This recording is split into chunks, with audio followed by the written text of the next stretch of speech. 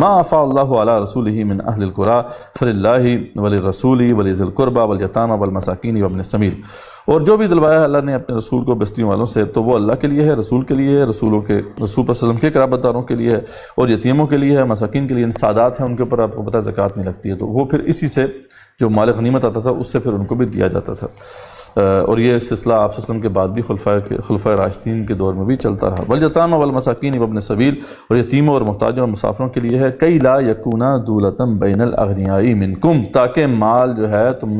تمہارے اغنیاء میں ہی گردش نہ کرتا رہے۔ وما آتاکم الرسول فخذوہ، بس جو بھی تمہیں اللہ تعالیٰ کے رسول دیتے ہیں اسے پکڑ لو۔ وما نہاکم عنہ فانتہوا، اور جس سے منع کرتے ہیں اس سے رک جاؤ۔ واتقوا اللہ، اور اللہ سے ڈرو۔ ان اللہ شدید العقاب، بے شک اللہ تعالیٰ بہت سخت سزا دینے والا ہے۔ اب یہ جو آیت ہے اس کے اندر بہت ہی اہم اصول جو اسلامک اکنامک سسٹم کے حوالے سے ہیں وہ ہمارے سامنے آتے ہیں، اور اس حوالے سے عمر بن خطاب نے بھی ایک بہت اہم ایک تاریخی فیصلہ فرمایا تھا جب یہ شام اور مصر اور عراق کے بڑے بڑے علاقے مسلمانوں نے فتح کیے۔ اب اس میں بہت کم جگہوں پہ ایسا ہوا کہ مسلمانوں نے فائٹ کی، زیادہ جگہ ایسی تھی جو کہ بغیر لڑے مسلمانوں کو حاصل ہوئی تھی۔ تو اب اس میں جہاں تک تھا مسئلہ مال غنیمت کا کہ یعنی جو مال وہاں سے حاصل ہوا میدان جنگ سے جہاں مسلمانوں نے لڑائی کی تھی، کوئی لوگ جو ان کی تلواریں ہاتھ آ گئیں، زریں ہاتھ آ گئیں، گھوڑے ہاتھ آ گئے، استبل ہاتھ آ گئے وغیرہ وغیرہ، اب وہ چلو ٹھیک ہے مال غنیمت میں تھے، اس میں تو کوئی شک کی بات ہی نہیں تھی نا، وہ اس پہ تو کوئی بحث بھی نہیں ہوئی۔ وہ 5 حصے تقسیم، 5 حصے ہو گئے، 1 حصہ اسٹیٹ کو جائے گا، 4 حصے جو ہے مجاہدین میں تقسیم ہو جائیں گے۔ لیکن مسئلہ تھا کہ زمینوں کا، اب یہ جو لینڈ آیا ہے اتنا ہیوج ویسٹ آف لینڈ جو ہے وہ مسلمانوں کے ہاتھ میں آئے، تو اس پہ پھر بہت بڑا ایک مکالمہ ہوا اور ایک جو ہے بحث ہوئی تھی عمر بن خطاب کی کئی صحابہ کے ساتھ، اور بڑے بڑے صحابہ جو تھے ان میں، جن میں بلال رضی اللہ عنہ بھی شامل تھے، اور بھی حضرت عبد الرحمن بن عوف بھی تھے، اور بڑے بڑے جو صحابہ تھے، ان کی طرف سے یہ ایک مطالبہ تھا کہ اس کو بھی مال غنیمت کے طور پر تقسیم کر دیا جائے، یعنی 5 حصے کیے جائیں، 4 حصے مجاہدین میں تقسیم ہو جائیں اور 5واں حصہ اسٹیٹ کو۔ اب یہ وہ بات تھی جس پہ عمر بن خطاب نے پھر بڑا پروٹیسٹ کیا، انہوں نے کہا کہ یہ اتنے مطلب زمینیں جو ہیں میں ان کو ہی دے دوں گا تو پھر باقی جو مسلمان بعد میں آئیں گے ان کو کیا بچے گا؟ اور انہوں نے خود بھی کہا تھا کہ مجھے لگتا ہے کہ جتنے ہم نے فتوحات کر لی ہیں اس سے زیادہ، ان کی بصیرت تھی کہ اس سے زیادہ بہت زیادہ کوئی لینڈ ہمارے پاس نہیں آنے والا، اب میں سارا غنی میں تقسیم کر دوں گا، بعد میں پھر کیا کریں گے؟ اس میں کافی دیر پھر یہ کافی دنوں یہ ایک جو ہے بحث چلتی رہی، اور اس میں کئی صحابہ نے جو ہے عمر بن خطاب کی تائید بھی کی تھی۔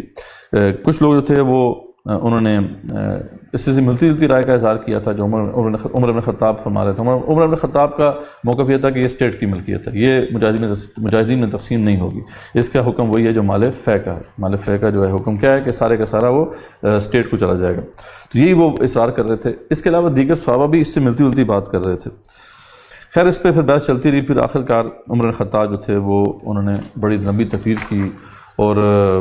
یہ بتا دیا، واضح کر دیا کہ اب مجھے قرآن سے کیونکہ دلیل مل گیا، اب یہ سیٹل ہو جانی چاہیے۔ 2 باتیں تھیں، انہوں نے ایک بات تو یہی تھی جس کی طرف انہوں نے ریفر کیا تھا عمر بن خطاب نے، کئی لا یکونا دولۃ بین الاغنیاء منکم، کہ دیکھو اللہ تعالیٰ نے ہمیں بتا دیا ہے کہ دولت اغنیاء میں ہی گردش نہ کرتی رہے، اور اگر میں یہ فیصلہ کر دیتا ہوں تو یہ چند لوگوں میں یہ دولت ساری مسلمانوں کی وہ گردش کرتی رہے گی، چنانچہ اب اس کے خلاف میں فیصلے کرنا لگا ہوں کہ یہ قرآن کی واضح آیت کے خلاف ہے، اور یہ پھر اسلامک اکنامک سسٹم کا ایک بنیادی اصول بھی بنتا ہے، ٹھیک، کہ جو بھی اسلامک اکنامک سسٹم ہوگا اس میں جو گردش ہوگی دولت کی وہ اغنیاء میں نہیں گردش کرے گی، اس لیے جو پیور کیپٹلزم ہے اس کے تو اسلام حق میں نہیں ہے، ہاں پیور کمیونزم کے بھی حق میں نہیں ہے، اس کے بیچ میں ایک بیلنس ہے جس میں گردش دولت بھی ہے لیکن سود اس میں نہیں ہے، مال پر مال نہیں کمایا جائے گا۔ اسلام کے اندر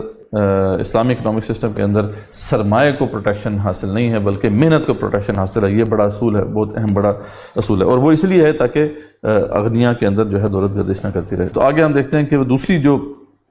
بات تھی جس سے انہوں نے دلیل پکڑی وہ کیا تھا، والذین جاءوا من بعدہم، اور جو ان کے بعد آئیں، یقولون ربنا اغفر لنا، اور وہ کہتے ہیں ہمارے رب بخش دے ہمیں، ولاخواننا الذین سبقونا بالایمان، اور ہمارے ان بھائیوں کو جنہوں نے پہل کی ہم سے ایمان لانے میں، ولا تجعل فی قلوبنا غلا للذین آمنوا، اور نہ رہنے دے ہمارے دلوں میں کوئی کینہ، کوئی بغض اور عداوت اہل ایمان کے بارے میں، ربنا انک رؤوف رحیم، اے رب تو بہت زیادہ بخشنے والا اور رحیم ہے۔ یہ جو بات تھی نا، یہ دوسرا پوائنٹ تھا جو کہ عمر بن خطاب نے ہائی لائٹ کیا، یہ تھا کہ فاولئک هم المفلحون، آگے ہوا والذین جاؤوا من بعدہم، اور جو ان کے بعد آئیں. تو یہ کیونکہ اسی کانٹیکسٹ میں آیات نازل ہو رہی ہیں، انہوں نے کہا کہ یہاں پہ تو بتایا جا رہا ہے کہ اس میں حق ہے ان کا بھی جو بعد میں آئیں اور جن کا یہ طرز عمل ہو. کیا طرز عمل ہو؟ کہ وہ صحابہ کے بارے میں کوئی بغض دل میں نہ رکھیں. وہ یہ کہتے ہیں کہ رب ہمیں بخش دے، وہ یہ کہتے ہیں جو بعد میں لوگ ہیں کہ اے رب ہمیں بخش دے، اور ہمارے ان بھائیوں کو بھی جو ہم سے پہلے جنہوں نے ایمان میں سبقت لے کے گئے، اور ہمارے دلوں میں کوئی کینہ کوئی بغض نہ آنے پائے ان کے بارے میں. بے شک تو اللہ تعالیٰ بخشنے والا اور رحیم ہے. اب اللہ تعالیٰ کو پتہ تھا کہ اس کے بعد جو بھی پھر ایک فتنہ پیدا ہونا ہے، امت مسلمہ میں عام لڑائیاں ہونی ہیں صحابہ کی آپس میں، تو یہ بات پہلے سے بتا دی گئی کہ ان کے ایمان بے شک نہیں اپنے کرنا. ٹھیک ہے، ہاں لڑائیاں ہوئیں وہ اللہ تعالیٰ کے اذن سے تھیں، جو بھی تھا معاملہ، لیکن یہ ہے کہ ان کے اوپر